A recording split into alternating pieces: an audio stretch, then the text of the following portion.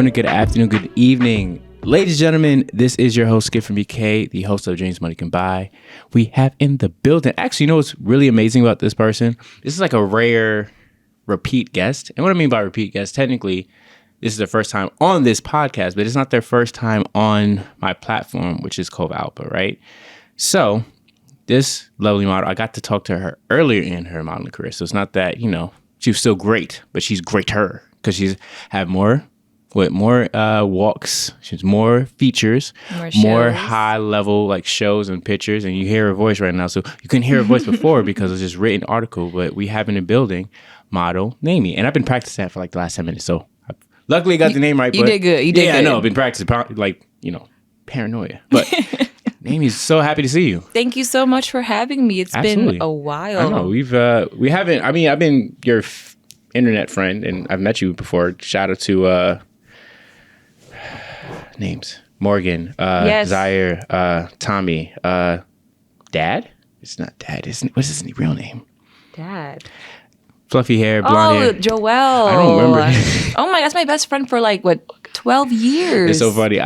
It's like because of social media, I don't remember people's names. I remember it's like because on like video games, his name is Dad with like the hyphens and stuff. So that was his thing. I don't know why, but hey, let him rock. But no, I got to see you kind of like evolve since that interview. So the interview that I'm talking about was like 2015, right? So that's like many moons ago, right? That's like literally 6 or 7 years ago. Jeez. And now we're just like, okay, cool. You are a very good, very great model. Thank you so much. And of course, everyone loves to talk about them right now, but I am so intrigued by the origin, right? So let's go all the way back for Nehemie, right? All the way back, young girl. You grew up in New York, right? Brooklyn, New York. So Brooklyn. So if you don't know, Brooklyn has a very strong Caribbean population. Mm-hmm. Did you actually get to grow up in Little Haiti? Are you in proximity to Little Haiti, or like? I was not far at all. I grew up near Flatbush. Okay. So near Junction. Oh, so well, because they have Little Caribbean and Little Haiti. So Little Haiti is now the stop that's on Newkirk. Yeah. Newkirk. They labeled that Little Haiti, and the one that's Little Caribbean is further up. Yeah. Kind of like more closer to Crown Heights. Yes, so you got to be. So how was that growing up in Brooklyn? I loved it. I just felt like in my area, mad Haitians, mad Caribbeans, mad Jamaicans, like just being in like the melting pot of Brooklyn was like my thing.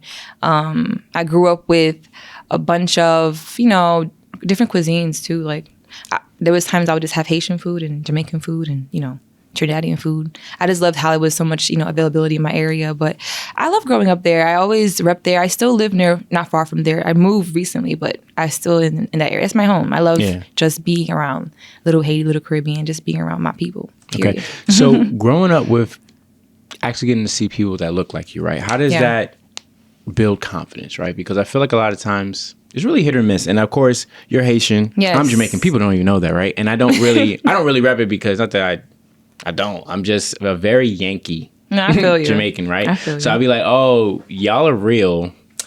I'm just going to stay over here, right? And I got to fix that. It's horrible because, you know, the next generation has to be like, Dad, what's wrong with you? It's like, you grew up, I thought you were from the South. It's like, absolutely not.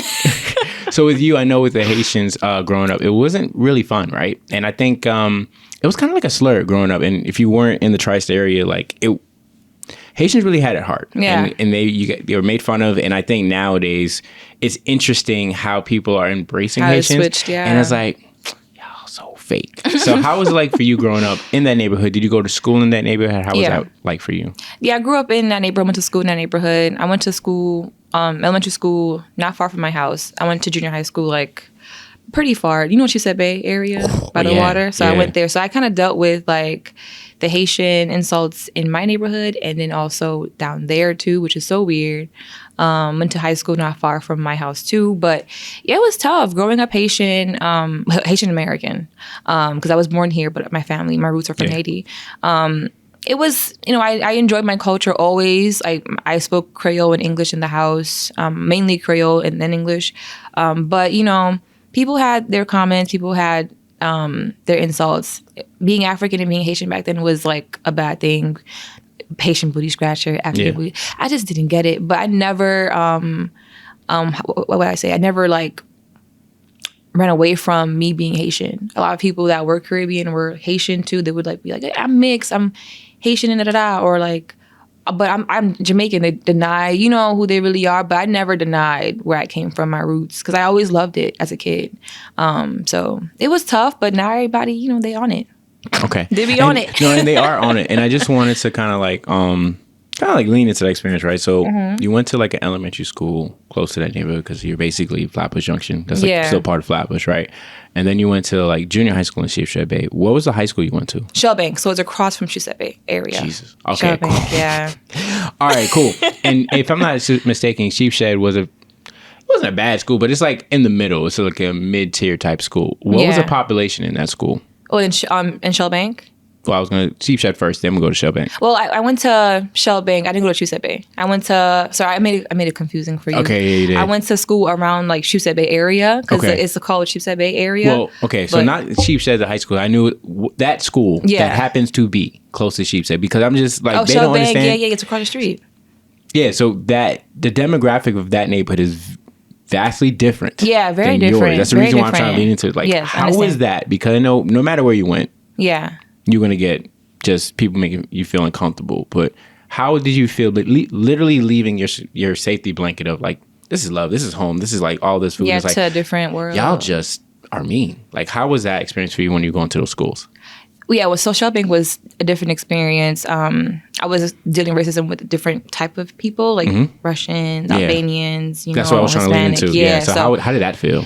It was off. I was like, well, I'm getting teased for being Haitian in like elementary school. I feel like it was towards like the end of my elementary school years. I was getting teased for being Haitian, and now I'm getting like full blown teased for being Haitian in Shellbank. Not just from like my people or like people who were Caribbean, but from Hispanics and Russians. And I was just kind of, you know, like, what the hell? I kind of felt like an outcast for the first couple of years in that school, but eventually, like, I felt like I built character. I felt like when as a kid, I had to learn how to like be quick with my words. You know, I used to like be quick with like disses and jokes and stuff. Like, it'll come for me, I'll come for them too. That was my defense mechanism. But it was just odd to see like the difference from like where I grew up to where I went to school at. You know what I mean? Like, junior high school was so different compared to elementary school. Like, I knew everybody. Like, when it comes to my classmates, I knew everybody's mom, aunt, you know, uncle, cousin. You know, it was like a knit thing. But like in Shellbank, it was just like the complete opposite. There was not as much Black students that was there. You had a few, you know, Albanians and whatnot, but it was just a little off. And yeah, it was interesting, but I didn't let that, you know, really discourage me too much. I felt like junior high school made me like witty with my jokes and quick to just, you know, do comebacks and stuff. I didn't let any situation or anybody tell me a comment like really hurt me as much. You know what I mean? Like, I kind of like, well, F you, I'm a, you know, that's how I kind of built that attitude in junior high school. But I could say, although if like with that situation with like, you know, people being mean and whatnot, I actually enjoyed junior high school because I was like the most creative during that time period. Like, I picked up art, I helped with art murals, I won contests, just being an artist in school.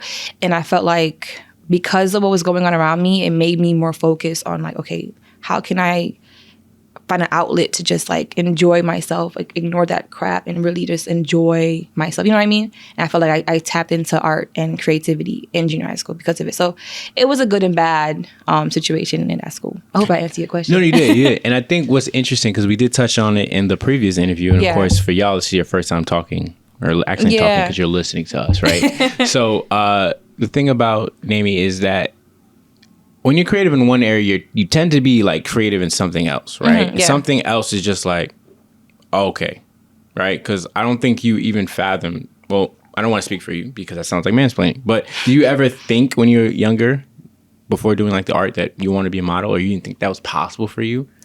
I felt like that wasn't a thought for me in junior high school until, well, I thought about being a model like late in high school, but in junior high school, that wasn't a thought for me. I knew I had to be in the arts somehow. Yeah. I loved art. I loved painting. I loved charcoal painting. I loved to just be hands-on with my creativity.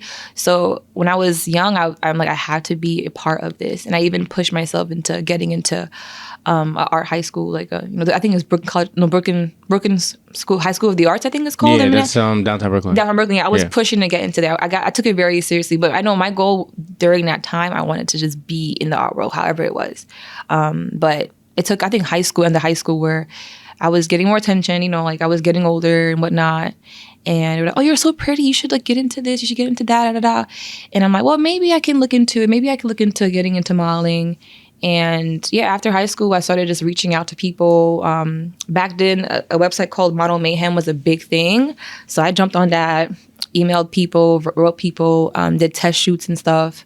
But yeah, I, honestly, like me as a kid in like junior high school and now, like I would never have thought I would have gotten this far with what I doing now, which is crazy to me. Like young me is like, oh shit, you know, like wow, you're doing your thing, you know.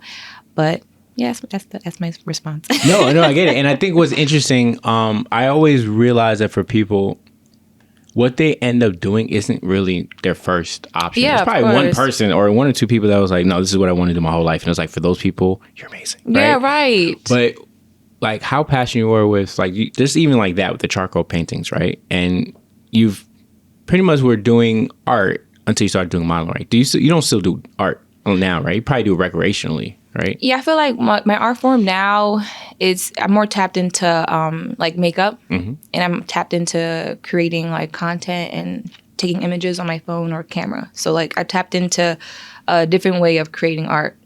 So I'm still hands-on and I'm still able to capture the essence of the work I do through, you know, pictures and stuff. But yeah, I feel like you were saying, like some people, they start off and they stick to it, and then some people just start off and they switch, you know, around and finally figure out what they want to do. So like when I started school, like college, I took my first degree was in human services. I wanted to be a social worker. That was like a goal I had in my head. And I felt like, you know, in the first year, I'm like, okay, well, I could probably do this, right? And then like my second year, I got my associate's degree. My second year, my school brought me into like an internship to like help me be more comfortable with the field, see if I like it or not. And I hated it so much. And I'm like, God, this is not for me. Like I can't do this. I've done so many jobs, like so many type of jobs. I've done construction at one point briefly, which is so weird. Retail, a bunch of jobs. And they were just not fit for me. And I thought I was like broken, like, oh my God, like how come I can't get comfortable working for a company, or how come I can't get comfortable doing X, Y, and Z? And it's like, nah, I'm not tapping into what is true to me, which is, you know, being creative. And I took a leap of faith. I think I took a year and a half off from school when I obtained my first degree, and I got into City Tech briefly. And I wanted to look into fashion. I'm like, maybe I'm into fashion. Maybe I want to, like, you know, sew, and because I'm hands-on, right? That wasn't my thing. I'm not really that hands-on when it comes to sewing and creating pieces. So I looked into leaving that school, because that school was a lot for me in itself. And I got into FIT, and I obtained a degree in international trade and marketing, which is it's international to marketing, and it just is a trade degree. So I'm able to tap into 3 different industries in like one degree, which is cool. But I still enjoyed just the fashion weeks and the modeling and whatnot. I just felt like I had to tap in. So once I graduated from that school, like, and I was faced to be home during COVID, I really like digged into like creating content, you know? And in between my college years, from getting my first degree and my last degree, I was castings after castings after castings, shows after shows, like, but I always made sure I got my work done, you know what I mean? I was still doing both, but I felt like it took me graduating and took the pandemic quarantine for us to stay home for me to really tap into my creativity. And now that pays me like full time. I don't have to do it part time like I did before in school, you know what I mean? Like, so it's kind of cool how like when I was young, I knew what I wanted. And then like when you get older, you kind of question like, should I? Is it lucrative? Because, you know, responsibilities, you know, I have a family, my mom, yada, yada, yada. And then like now I'm doing what I like to do, you know what I mean? And now I'm getting paid to do it. It's like the goal was already there. Like the thing was already there. Like you just had to just push and keep, you know, believing. Like manifest it. Yeah. And then make that manifestation a reality. Yeah. Okay. And I feel like naturally your body tells you like what you want. Like your gut tells you like, yo, this is not for you. And I kept ignoring my gut. I kept like, no, I can't be a full-time model because da, da, da, da, da. I kept making excuses. But my gut was like, nah, you can do this. And not only just modeling, you can tap into different outlets too, you know? When I was younger, when I started modeling, I wanted to just be like my goal was to be a high fashion, high end, like top tier, like, you know. Paris, New York, yeah, Milan, like London. Exactly, like CoverGirl, all that stuff. And I was blessed to do CoverGirl. But like everyone's different, everyone's route is different. I felt like my route was pushing myself into getting to agency. I got signed to agency, wasn't feeling the vibe at all.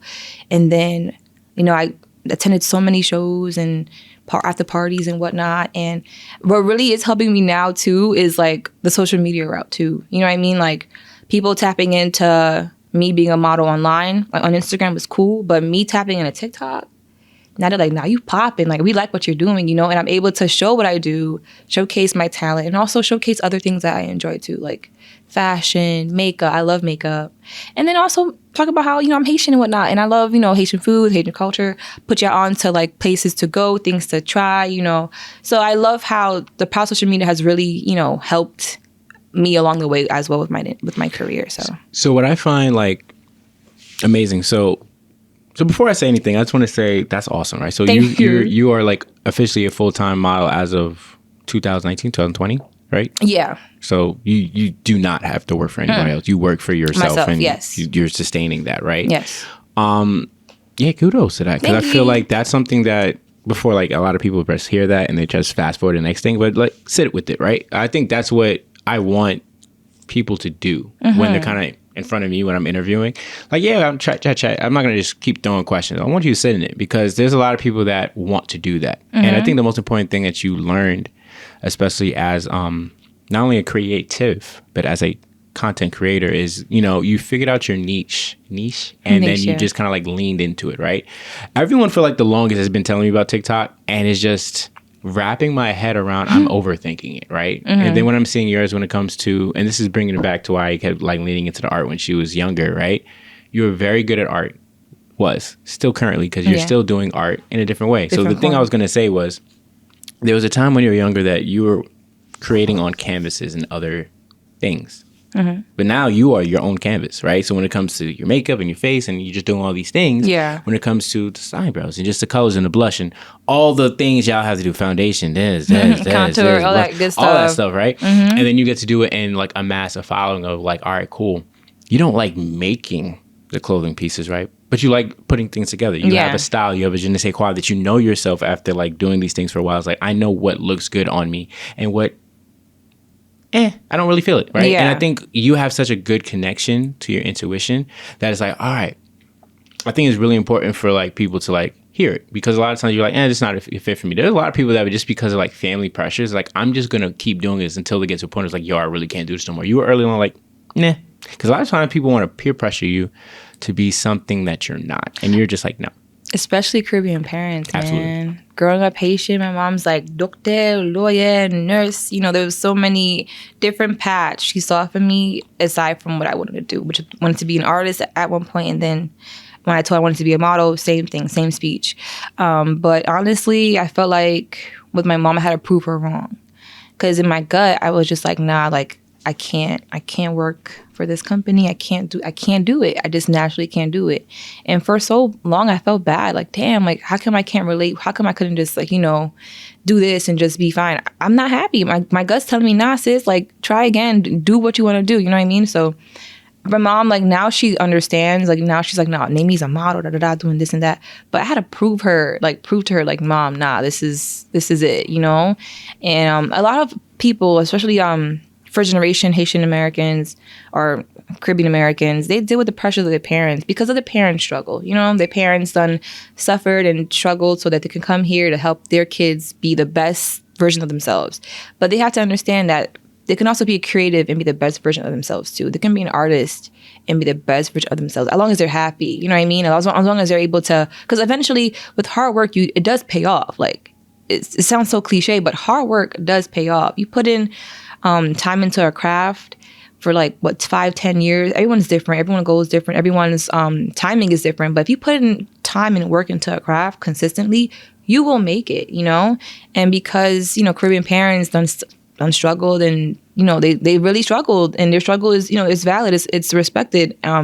They see so much more for us and they got to understand, this is a new time now. Kids are able to make bread online. We're able to, have consistent money through things that we enjoy, not just clocking in, clocking out. You know what I mean? So it's different. So that's what I gotta say. No, but no, it's valid because it's very interesting because I used to be like an avid gamer, right? And now I do it like recreationally. Like I have a Nintendo Switch. There was times that we had all the systems, and my dad was like, "You can't get paid off of video games," so I stopped. Now, imagine if I kept going, right? Because now I'm getting into like streaming and Twitch, right? And they pay money too. I need you to understand. Sometimes it'll be like, because I'm like older now, so eventually I'm kind of like getting to the point of like, partnership and finding family and stuff like that and making that. It's like, if I had just stuck to it, I would have been a because I was really good at particular games through Smash Brothers. Like I was very, very, very, very You're good. on point. You can still do it. I'm getting back into it, but it's You're different. young. I'm not. Yes, you are. Stop playing. But I think what's amazing in that is like, even when it comes to content creation, like you're going to make a lot of bread from that. But the thing is, eventually in the future, all that knowledge of making content, you already are becoming a creative director, a brand director. So whenever you want to go in-house after like doing this for 5 to 7, 8 years, when you're just like, I could tap into that. You literally could make 6, because a lot of those people that are influencers, and this is a pro tip, anybody that's an influencer, eventually you will not want to be an influencer anymore. You're not going to want to be an influencer at 40, 50, 60. You never know. Listen, there's some people out here that's that age. They making their bread too. Unless you John Cena. Unless you maybe like Oprah. But even then they got assistants. So my point is to get like other bags where you're just like, damn, you got to wake up and make up. He's like, yo, my assistant's going to edit this and do this. So that's what I'm saying. Like when you get to the point of you are your brand and you know how to manage your brand and you have the people, you can literally, there's like a lot of people say, hey, you're the creative director for this brand for the year. Like I think we had like a young black woman. She's like the creative director, brand director for Legos. And Legos has always not made stuff correctly for women. They always like stupid pink and all that type of stuff. There's so much different color palettes for women. Bringing it back to you, right?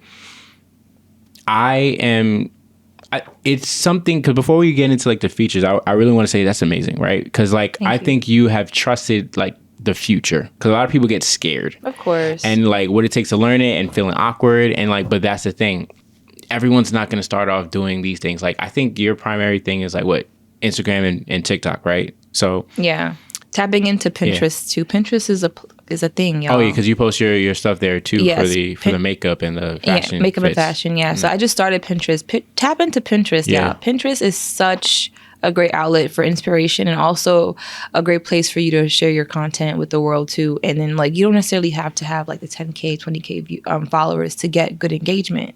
You can have 300 followers and get 1 million impressions a month, and that's money coming in. Pinterest does campaigns, TikTok, Instagram. There's so many outlets that do campaigns as well too. So tap into Pinterest, y'all. Tap in. So question. So you're doing all this. Do you have like are you a brand ambassador for anything right now, or? I'm a brand ambassador for a nonprofit called Dear Ambitious Girls. Okay. How long has that been? Is that the one you've been for like the last 3 years? I think it's been 3 years now. Okay. They're such an amazing team. I wanted to make sure I read their mission statement before talking about it. I don't want to chop it up and stuff. But yeah, it's a Black-owned company. I think it's managed by 3 women that I really appreciate, and they really help young like Black professionals, especially women too, like be more confident in themselves, be able to connect, uplift, and empower women as well too, creating a safe space for Black women, especially in professionals as well too. So I really enjoy their mission and their goal and what they do for Black women, especially young Black girls, because it's important. They have a lot of good people in their team as well too. They interviewed pretty cool people, influencers, business people. I think they interviewed this fitness lady. She's sick. Her body is sick too. Like she's Black, pretty girl. I think she lives in LA now, and she has her own. I think it's like, I'm not really into working out, but like a fitness app, I think. Wait, is she I don't know if you keep up with it, because I know she has a boyfriend now. Yes. I know it yet. With the S or a C? I forgot her name. Fuck. She changed her name. I know she changed it to her legal name now, but it was like something fit. I know you're talking about, and she was in Brooklyn and stuff like that. Yes, she was. All right, so I know it because I see them, because that's an amazing bag. And I'm probably going to have to come back and edit like their name. Yeah. But we know it, and it's just like, because she used to do events with one of my friends who's a DJ, and like their fitness boot camps and stuff like that. Yeah, and then she's so fit. Like, She's really hella fit, and they partner with her. I think they did an interview with her as well. I was able to see her in person and talk to her. She gave really good words of encouragement. I love how they're able to connect with so many Black, like, intelligent women, smart women, creatives in all forms, all places. And I'm really happy that I'm a brand ambassador for them. Honestly, I love the ambitious girls. Shout out to Lola, Hope, and Faith. I love y'all so much. All right. So did you find the mission statement? Yeah, it's right here. Cool. I just wanted to make sure you read it off to support. Yes. Give me 1 second. Well, I found the about me. Hold on. Hold on 1 second. You don't cut that. No, so don't worry about it. I need to figure out, because this that name of that fitness influencer. You gonna find it. It's bothering me right now, and I'm just like, I don't know why I don't remember, and it's just annoying me right now. I can't figure out where to. I just had it. This is the so funny thing. So when people listen to, it's like, what's going on right now? It's right. Like, my bad, y'all. Anyway, so while she looks for that, you're gonna be scrolling for that. I wanted to see, you are a brand. Did you find it?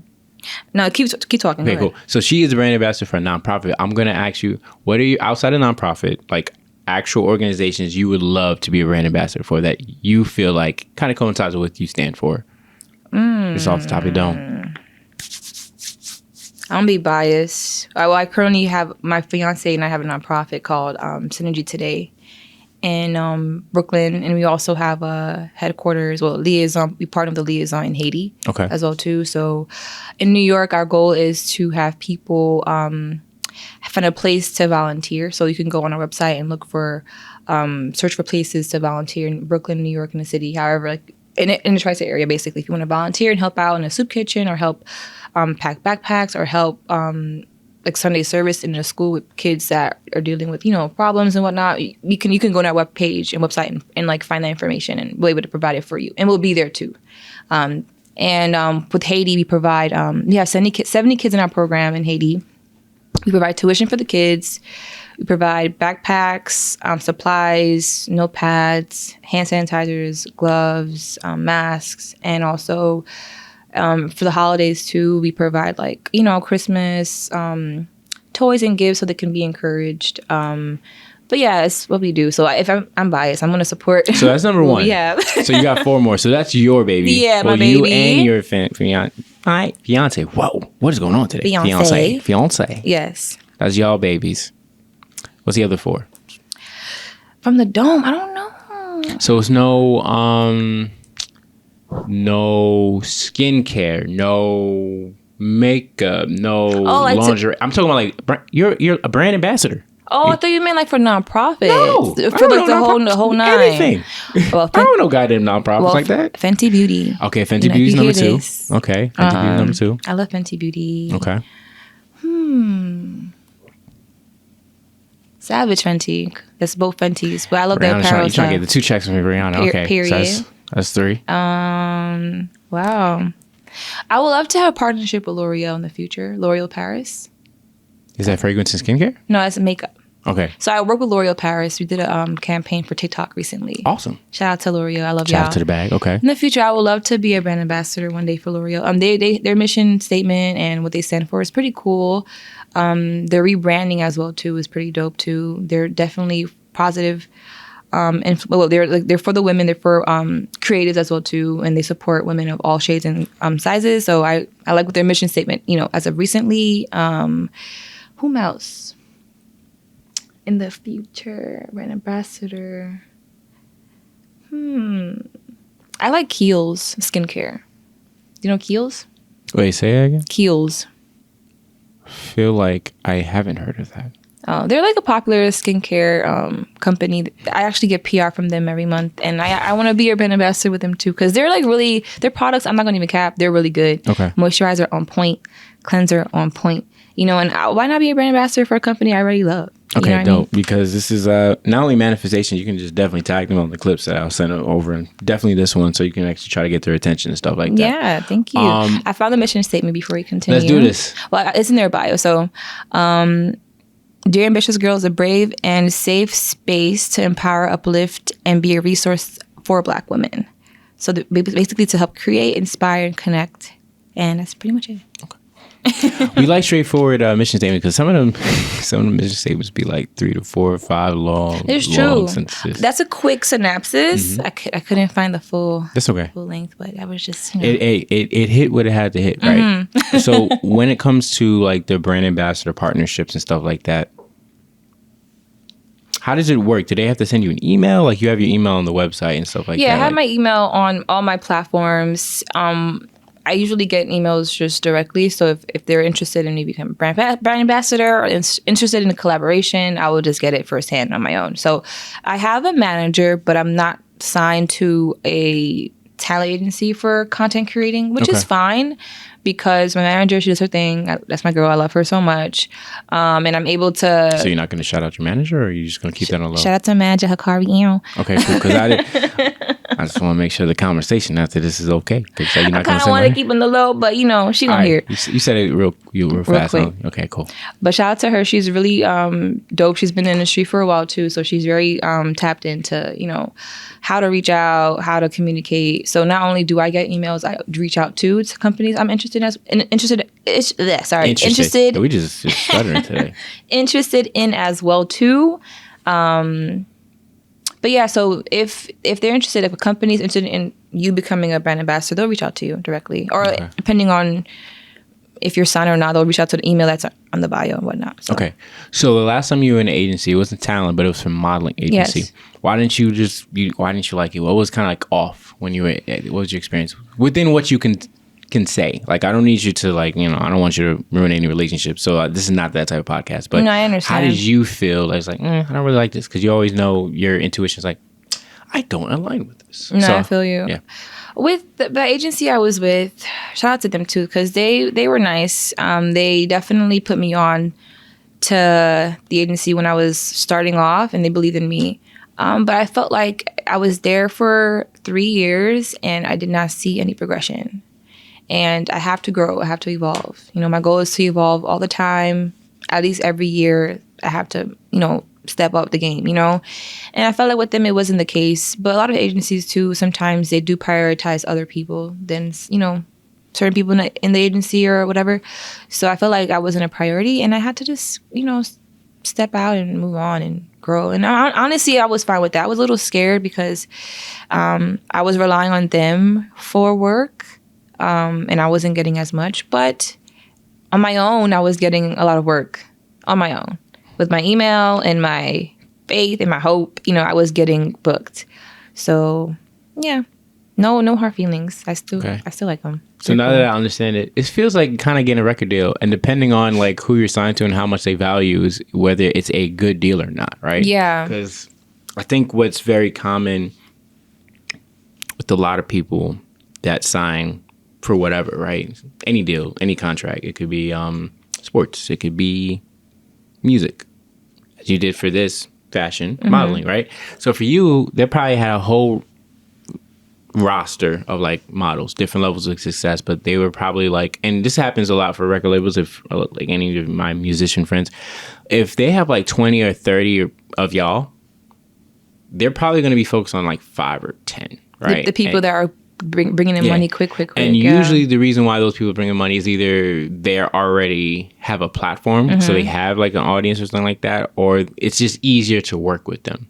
A lot of times when you trying to get deals, they're not really helping you. Like they'll probably give you finances, they'll give you quote unquote exposure, but a lot of the work is really off of you. And that's why sometimes the power dynamic of getting a deal or signing to an agency is not always what it is cracked up to be. Like, I think now, especially with your leverage of your data metrics for TikTok, soon to be Pinterest and Instagram, if someone came to you now, they couldn't treat you like they did several years ago because your whole thing is. But the difference is you literally had to build yourself up from the ground. So it is something that I think a lot of times people think they need the agency, but you don't need them right now. You probably can need them later on if you want to get into those bigger rooms. Yes. But for right now, even those rooms, you don't need them, but it can help when you get to a certain level. No, I totally agree with that. And it's crazy you mentioned that, like from back then till now, like.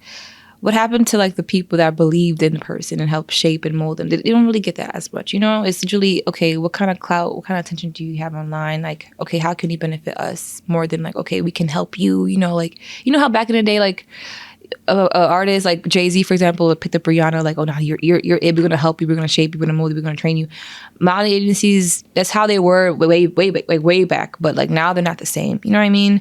It's more like, okay, how much clout you have, you know? Unfortunately, that's the case, and you kind of have to play the game too, you know? Like, I'm true to myself, I'm true to my craft and what I want, but I also know the industry is a game too. You kind of have to work around it. You kind of have to know when to pop out, when not to, you know what I mean? Like, so in my case, like you said, I don't necessarily need an agency right now because I am making money on my own, and I do have a manager that supports me. Shout out to you. But once I reach a level where I feel, more comfortable, then I'll reach out to an agency to get into those bigger spaces. But it's how it is, man. Unfortunately. But yeah, shout out to everybody trying to do it, because like being creative is so tough. Getting signed can be difficult. Some people are blessed; they just get signed overnight. They get exposure overnight. People are getting exposure on TikTok overnight and getting signed to like crazy deals. You know what I mean? Like, shout out to them. But like the industry has changed. Like when it comes to a brand, when it comes to anything, you have to change with the times too. Yeah. So if you seeing that people out here getting X, Y, and Z through a platform, tap in. Learn the recipe. What Cardi B said. I think Cardi B said that in I went to BootyCon a few years ago, and she said tap into the recipe, see how they were able to get there. You know, you can't just keep trying the same thing that's not working for you. Sometimes you have to just try different things and see what gets you up there. So okay, I want to go back to. And I'm hearing that because we have to try new things, but I want to go back to kind of like how your vision for modeling has evolved, right? You want it to be like these supermodels and stuff like that. What do you want to be now to what you feel like you want to be? Because that can change like the next time of course we speak, but what is kind of like the path that you kind of want to go through? As of now, I want to be a full-time creative. Okay. And on all aspects. I feel like this past 2 years since COVID, since the quarantine, because COVID is still here, I've been trying different things. Like I've been stronger with video editing. I've been stronger with editing pictures. I've been stronger with creating concepts, ideas. Like now it's just like water to me. I could sit down 30 minutes and just write like ideas for like a week or for like 2 weeks, you know? So I want to get into doing that more, but also for other people too. I've been getting so many people, like friends of mine and friends and like people's friends saying, hey, can you help me with X, Y, and Z with content? Can you help me da-da-da? Low key, I might start a content managing program and help people learn how to create content. Honestly, no, for real. People have been asking me, not facts. You should just like have a fee, because I was actually gonna kind of get to that. So like, when I was saying earlier, probably I can't even see the exact time mark I said it. Probably like 10 minutes ago, 15 minutes ago, and I was saying how influencers can eventually transition, right? So they don't have to be influenced for the rest of their life, but they can also kind of like have a team of people under them, right? And you can not just assistants and stuff for them, but also like helping other people. But obviously you got to get paid. I think what people have to understand, if you have a skill, get paid for it. Now, of course. When I look at people like Will Smith, who is an immaculate personality, I love him. If you think Will Smith actually spends the time in any of these videos, put all the special effects, you're out your goddamn mind, right? He basically is investing in the content creators that know how to do it, right? He's the fuel. Everyone else is kind of like helping steer it, right? Because there's not a lot of Will Smiths out there. There's only one Will Smith. There's only one. Well, there was another one because Dad died. But actually, technically, there's another Will Smith because Trey is Will Smith the third. Anyway, look. So the point is, right? I do think this is a good thing for you to get even more streams of income, right? And I think that's something that I've always leaned into, because I think for me, I'm learning after some pivots myself, you know, trying to comfortably do comedy in a panty. I don't really feel it, right? And people will be like, I don't really feel it. Like, I want to be funny. I want to be on stage. And I do like my little open mic that I do at Love Story. Shout out to Love Story. That's but dope. I don't really feel like I'm going to try to advertise for people to come out for a show, right? I was so much better in 2017, 18, 19 because I wasn't thinking about people getting sick and dying, right? Yeah. So I was going so hard. These are my shows that I'm going to pop out. Yeah. So I've been learning like, all right, cool. I'm going to have to create content. So I've been stuck. I was like, all right, cool. Everyone's like, yo, Howard, you gotta do this TikTok thing. There's certain things you can do there. And now like, people, you've been streaming. Now you gotta get better at streaming. I've been doing that for like a couple of weeks, and now it's like, That's all right, good. cool. You got to make some skits. You gotta do. And before I was kind of shying away because it's like not that I didn't need it. I was like being an old man, but I didn't like want to sit down and focus on it. And I think with you, I think you need to like open that service up and not like open it up like. After we talk about, like, you know, sit down, like, what are my rates? What is the package going to be? Like, how many clients am I limiting myself to just to make sure it's good? Maybe limit myself to three to four, and like see how I can maintain that, and then continue to be at a high clip of mind. So you're making money from your own stuff, money from those collaboration with brands, money from like, you know, teaching these people how to do things. And then after they've kind of like learned it through that thing of, you know, paying for your services, and they can do it by themselves, get a new crop of client, and just continue to do that. It's a New York hustle, right? It's like it's interesting. It's an interesting thing because that's what New York kind of has to make us do. Yeah. Because when we travel, and we can talk about that, I think traveling also helps you with your creative process. Like when you go to other places, there are not a lot of cities that are like us. I think there's when I'm thinking in the U.S., I would say outside of New York, it'd be like L.A., it'd be like Miami. It'd be like Atlanta for just the variety of things you can do and like the type of speed that could be, even though they're not as high paced. Like only one is kind of like LA and they're on drugs all the time. So if we're talking internationally, it'd be kind of like London. It would be Tokyo. It would be Paris, Milan. I don't know if I'm gonna say Dubai. Prague. I like Prague because Nicki Minaj was like, "You just can't even spell Prague." I just thought it was funny. To this date. And there's something like all over. So I'm not gonna try to do a geography thing, but there's certain cities that I feel like you're gonna have like this hustler's ambition, because there's a lot of people that just they grow up, they go to the same job 40 years. So for us, we feel like we have to, because living here is expensive. And I feel like with that, even with you doing like the nonprofit for the volunteering with your fiance, got it right this time.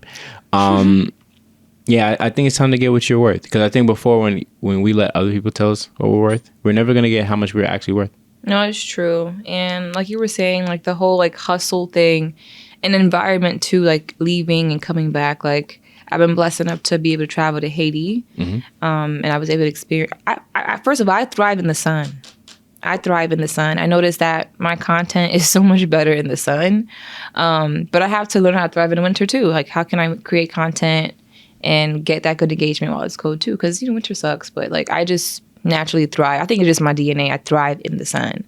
But yeah, in New York, you kind of have to hustle. Like me and my fiance just moved, and he has so much on his belt. Like me compared to him, like he has, and I'm so proud of him. Like he wrote a book, he has a nonprofit, he works in tech, he has a fashion line, he volunteers often. Like he's on it, and I aspire to be like him, as on it with my craft as possible. You know what I mean? Like I aspire to be as consistent, as dedicated to what I do, and like I feel like my mind is so interesting. Every few months or every few years, I just like, let's try something different. Like I know when I started modeling, it was just like, okay, I have to go to castings. I have to do this. And I've gone to all the castings. I've gone to the Easy casting. I've done B-file castings. I've done a bunch of castings. And I just felt like I was just hitting a brick wall. I'm like, nah, I gotta like, figure out a different way, And then like I looked into beauty. Maybe I can do beauty because I want to do high fashion for a minute. Looked into beauty. I landed a couple of, I landed I think the Makeup Forever campaign. I landed L'Oreal as well too. I even did hair gigs too. I did L'Oreal Paris for hair. It's pretty cool. And I'm like, okay, this is something that's working out for me. And then I'm like, okay, well, I want more. I've always my gut always told me like you can always try for more. You can always push for more. Try here, try there. And as I continued to listen to my gut, as I continued to progress and grow, I noticed that there's so many outlets and so many streams of so many ways you can earn income, different streams, And right now it's like through TikTok, I'm getting paid by Instagram now, through TikTok, through Instagram, through modeling as an e-com model. I do e-com every week, and now I can get a hustle now where I'm charging people like, hey, I do this, boom, boom, you know what I mean? Like that's literally a New York thing in me. I think it's like the New York grind I've always had in my gut. But like naturally my body's like try this, try that. Like, I feel like I get bored easily. I've always been that way. I always get like, not bored, but like I get used to something very quickly. So if I keep doing the same thing over again, you kind of feel stagnant and you don't like that. Yeah, I don't like that since I was a kid. But one thing I love about what I do is that everything's different. Every day is different. Every video I make is different. This is a series, but it's still different. Every picture I take is different. Everyone I meet is, different people, It's just, I just love how I'm able to it's like everything is spontaneous. I'm able to just like create straight from the dome, on my own time. On my own time, period. No one's time. Period. On period. So no one's time. I do want to go over the different mags that kind of had you either featured or posted on and how you feel. So I remember the most recent one. I think it's like Bloom. Yeah, Bloom. So we're going to talk about that last. So I'm going to go from the ones because I don't know if they're still up, but I remember taking these notes and I could be missing some, so you can let me know. Okay. I know you would probably remember all of them. Let's start off with Nylon Mag. Do you remember that? It was like ages ago. Yeah, Nylon Magazine. I think I got featured on that. I think I got featured there twice. Okay. It could have been one for Afro. You were walking. I think it was like... Okay, that was... I know that was for a fashion show I did in Manhattan for this amazing UK company called OFS. They hired me to be a model for a bunch of designers, and they were all international designers from like around the globe. Like we had designers from like the UK, Africa, like, Ghana, Nigeria, even like the south of... here domestically here, like in Florida. Like we had a bunch of people from different parts of the world come together, and they casted me consistently for like 6 seasons. Like consistent, not even. I've been working with them since 2016. Wow. Okay. I think my first year not working with them because of COVID was 2020. I stopped working with them. So like 4 years I've been working with them. Consistently from spring to winter. Yeah, so I got featured, but that's Nylon overseas. It's not here. It's overseas. Right. It's in Italia, I think. Nylon Italia. That's even better. But I also got featured in Nylon Magazine here for Afropunk. Okay, so I had notes for that later for Afropunk. Yeah. Okay, cool. Essence Mag. Oh, yes. Essence Mag was here. My great friend, Seven knows. I love him so much. Photographer, makeup artist, hairstylist too. He got the opportunity to work with Essence Magazine, showcasing his hairstyles, and he hit me up like, yo, pull up, I love you, girl. I'm like, oh my god, Essence. I didn't even know it was Essence until I arrived. When I arrived, I'm like, wait, hold up. He had the whole badge on with I'm like, Essence? We in Essence?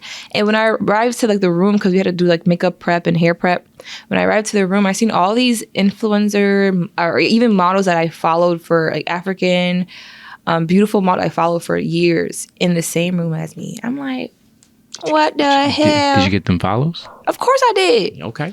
Of course. But it was just crazy to see. And I even told one of the models, I'm like, it's so crazy because I've been following you for years and now I'm working with you. She's like, congratulations. She was so sweet. But yeah, Essence Mac was major. I was definitely thankful. And I also got featured on Essence Magazine for Afropunk as well. Okay, cool. So Afropunk, that's I did a show, and I walked the show for Essence, and then I did a feature. I got a feature with Essence Magazine, which is kind of cool. So 2 in 1. See, I don't know if the next one's going to have Afropunk. We're about to find out. Fashion Week Online. That was through the fashion show OFS. Okay, so... the UK brand. Okay. So that was with the same brand that was like for the 6-7 seasons, right? Yeah. Okay. That was... I think every season is like a new publication that comes out. Like different people come like and shoot us. So it depends on my hair color. I know which year it is based on my hair color. I did not take the notes of the hair. No, it's okay. I had pink hair. I had blonde hair. I had dark brown curly hair. So yeah, that was on OFS Fashion Week. Okay, In Style Magazine. OFS. Wait, In Style. That's Afropunk, I think. Is it? Yeah. I think that's Afro In Style. That's probably Fashion Week. Okay. Yeah. I mean, I just remember writing this down from seeing it on your gram when you actually were excited to post those things. I was like, all right, I'm gonna make a note of this. I think it was definitely Fashion Week In Style. Okay. I don't know if this. I saw And One, but I don't know that if. Oh, I did a shoot with them years ago. And One. They had this like sneaker shirt and pants thing. Oh, okay. I haven't worn I think I wore anyone when I was a kid, very briefly. Okay. But they reached out to me to shoot, and it was kind of cool. I know the casting director that was there. I had to shoot with her before too, so she kind of manages the casting and stuff. She's really cool, very sweet. And yeah, that was one shoot I did. It was fun. Okay. Yeah. And the most recent one was Bloom, right? How did you feel? Because I know you were really excited to see your image. Thank you. Right there. How did that make you feel? How was that experience? It was surreal. I actually got featured in October, and I waited till this month to talk about it. Okay. Because I felt like I was just like, I couldn't really believe it. So it took you a couple months to like let that digest? Yeah, and then also during that time too, when that was happening, I was moving. And you know moving is wow. Oh yeah, I remember. Wait. Yeah, of course. Because we were supposed to have this conversation a while ago. Yes, yeah, exactly. So I was moving. October, I got published. They reached out to me in September. October, the end of October, they published me. And then during that time, I was packing and moving. And moving is the most ghettoest thing in the world. They had to fix that. You got to figure out how to... You can hire movers, but that's bread. They got to figure out an app to like make it cheaper for people because I just can't. It was just too much work. But aside from that, me settling in and then... I don't know. It was surreal. I'm like, damn, like I really am. And it wasn't just like, okay, I'm featured. It was like, they want to know more about me, like ask me questions about my career and being a content creator, being a model, like what inspires me, X, Y, and Z. So it was kind of cool for a company that's not even around to come out to me and ask me about me. So I'm like, oh, this is fucking lit, I made it, So very thankful for that. And in the book, they had given me a physical copy of the book, and then it was just a bunch of celebrities, like Zendaya was in it. I'm just like, I'm in a book with Zendaya. That's crazy.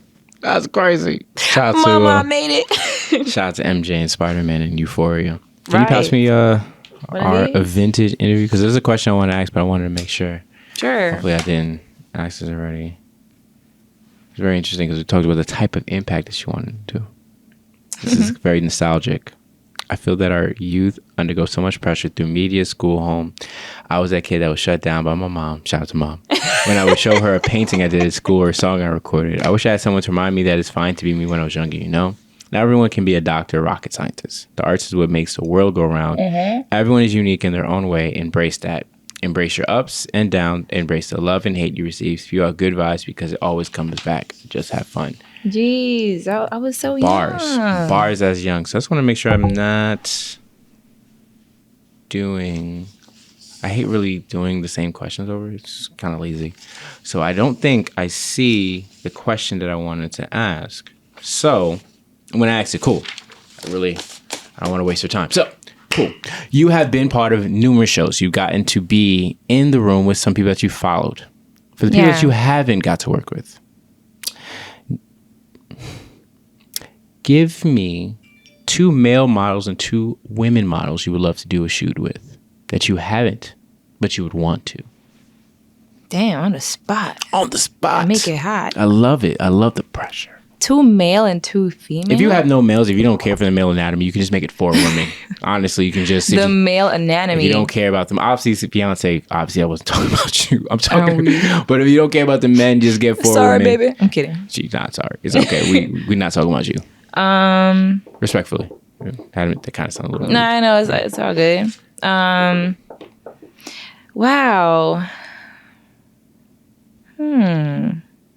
Well, I love Rihanna, and Rihanna, she's a celebrity. I'm gonna count her. But she is a top tier model. Period. Okay, that's one. I feel like if she wasn't a singer or artist, she would have been a model, definitely.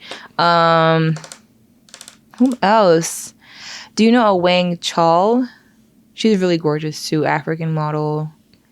I feel like I probably don't know her by name. I probably know her by face. Yeah, she's very gorgeous, very unique features, and she seems very humble and sweet online too. So I would like to work with her. There's one other girl named Fatima. We actually follow each other. She's so sweet. Okay. She's worked with Skims, Savage Fenty. She's worked with a bunch of brands. I gotta find her. When I tell you gorgeous, she's so gorgeous, and she's like, she actually comments back under my pictures and stuff. Like she'll be like, "Yes, girl." I'm like, me, like she's such a sweetheart. Her name is fire. I love when the black woman be doing that that compliment battle. Nah, facts. It's very interesting. Nah, you fine. No, you fine. Nah, she's sick. I think her name is Fatima. Hold on, Holiday. Hold on. I gotta find her. So that's 3. So that's 3. While she's looking up Fatima's gram, for those that are listening that are not watching, she is looking through the gram. I lied. It's not Fatima. It's Arami. It's because her name is like F-A. I thought of Fatima. It's Arami. My bad, girl. Well, Fatima, shout out to you too. Yeah. Arami Fall. So that's number 3. So who's number 4? Who's the last one? Number 4. And drumroll, please. Oh. It's just so tough. There's so many beautiful models out here. I feel like that Savage Fenty and Fenty Beauty definitely needs to call you at some point. I would love that. Honestly, if I would have the chance in the world, like if I could have the chance like in the world to shoot with somebody, I would shoot with Naomi Campbell. Okay. Because in my mind, she's absolutely stunning. I had her in my brain, right? And I'm not going to say the other name because people looking back at her show and just seeing that she's not always a pleasant person.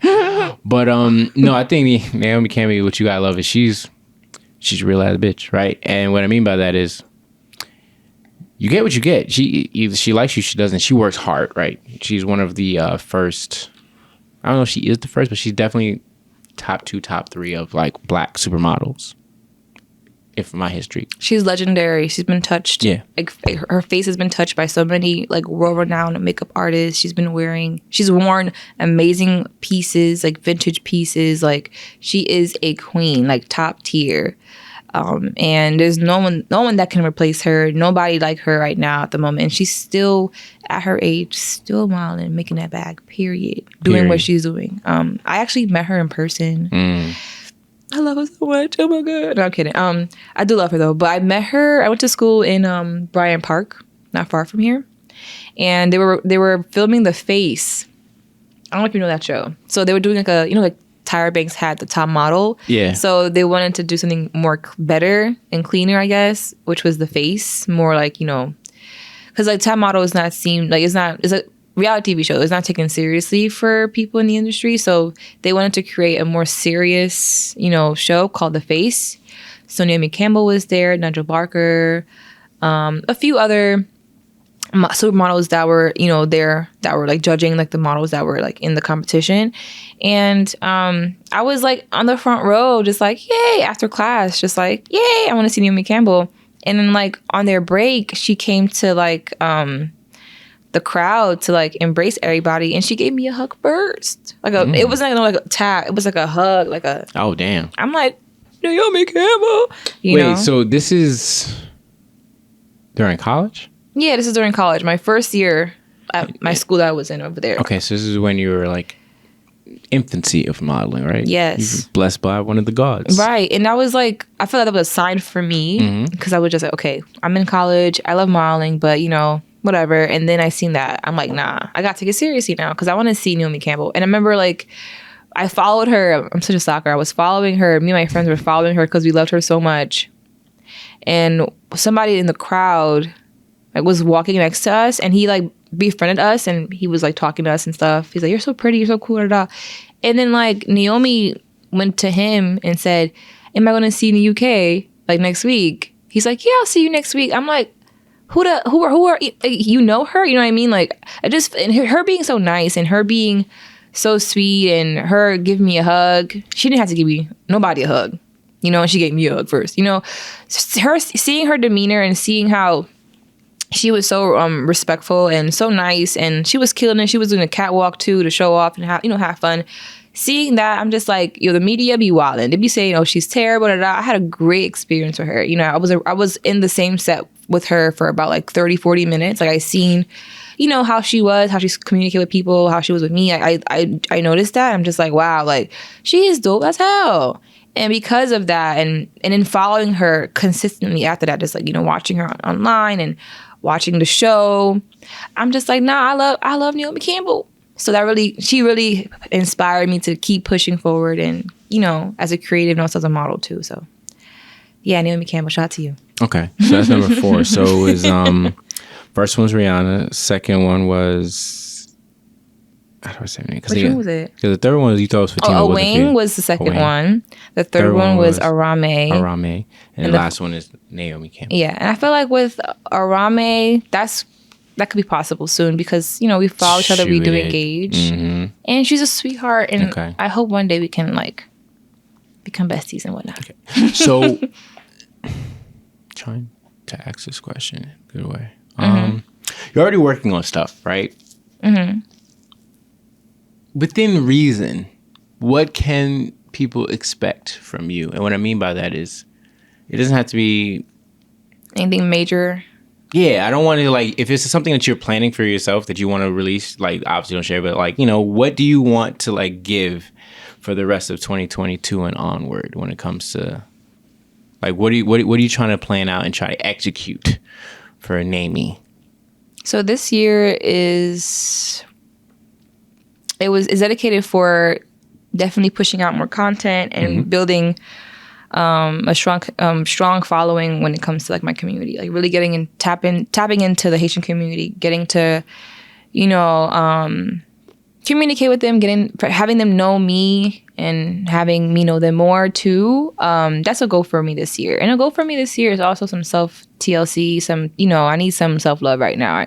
I feel like COVID has really impacted me mentally, and I need to find a space where I'm able to take care of myself, take time away from social media, really just, you know, enjoy my time and, you know, just take care of myself, you know, mentally and physically too. Also for 2020, one of my goals is... Sorry, my bad. I'm stuck in 2020. Just everybody's stuck in 2020. Trauma. I was like, hold on a second. We went back in time? All right. 2022, a goal for me as well is to definitely keep hustling with social media. I have this page I created on social media during the COVID too. It's called More Than a Model, and it's a platform to basically pay homage to models that do more than just modeling. I feel like there can be a stigma when it comes to models in this industry. Oh, you're just making, like, you know, fast money through your face, and you're just, you know, you're just a model. You're not really, you know. But there's so many models I know that who are very intelligent, who are bosses, who make good money, who do other things aside from modeling, like nurses. You know what I mean? So it's like I want to be able to make that into a movement. You know, being more than a model into a movement. And it's inspiring to see, like, my friends, my peers just, you know, doing their thing, getting booked, getting signed, doing shows, and also out here changing the world, you know? I love that. So my goal this year is to definitely tap into that more and make it into a movement. So, yeah. Exciting. So I want to say, Nehemie, thank you so much. Hopefully our next interview is not 7 years later. Yes, hopefully not. But I think this is the time to plug anything when it comes to social media, when it comes to websites, like anything. I know you talked about Synergy today, which is the thing with your fiance and other things. You just mentioned More Than a Model. So these next 60 to 90 seconds, plug every single thing you want to. You can start with yourself and then go into the other projects. Okay, cool. Guys, thank you so much for listening to me. It was a pleasure being here with Skip.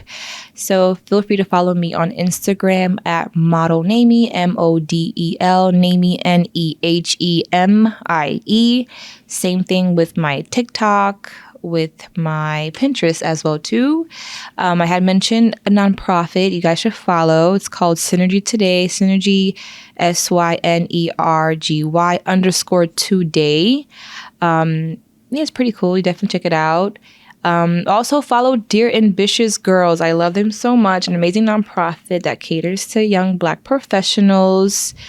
Their Instagram is Dear. Wait, one second, guys. Hold on. My bad, y'all. Can you clip this? Or? Yeah, I'm just gonna keep going because this is gonna be like awkward. No, it's was it the Dear AS something? Dear Ambitious Girl, DEARAMBITIOUS girl. No underscore, just straightforward. I didn't know they had initials. So it was literally just Dear Ambitious Girl. Yeah, okay. But meant to make sure they understood. Yeah. So that's their page. And yeah, I mentioned More Than a Model. That's something I'm still working on. But if you guys want to follow and support, it's More Than a Model. MORETHE.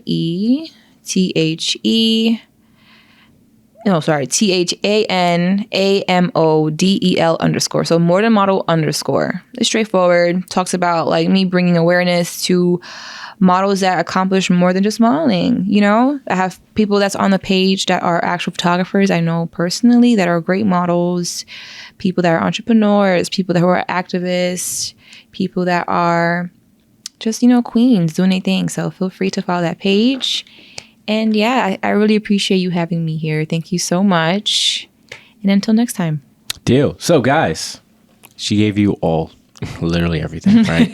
So this is Nehemie. Shout out to her. Guys, this is your host, Skip from BK. I am here as the host of Dreams Money Can Buy. This is brought to you by Cove Alpa. That is my website. Eventually, at some point, I got to start writing it, but there's so much that's going on. Just stay tuned. I have something, an idea that instead of writing, I may not be able to write. It may be some visual stuff. I don't know where it's going to be. Yeah. I have an idea what it's going to be, but I have to build suspense. But it's going to be there. So you can check out that when the time comes. Yes. Shout out to, that was like a brain spasm for a second. I think it was Sunday. That's why. Slept on Creatives, right? Shout out to, don't worry, as long as you're okay. I saw that. It's okay. As long as you're not hurt. Okay. Jomo and Katiana, they help edit my video and audio. They make sure everything's cool, even with these funny ass cutscenes like 2 hours later. So we might have any sound effects.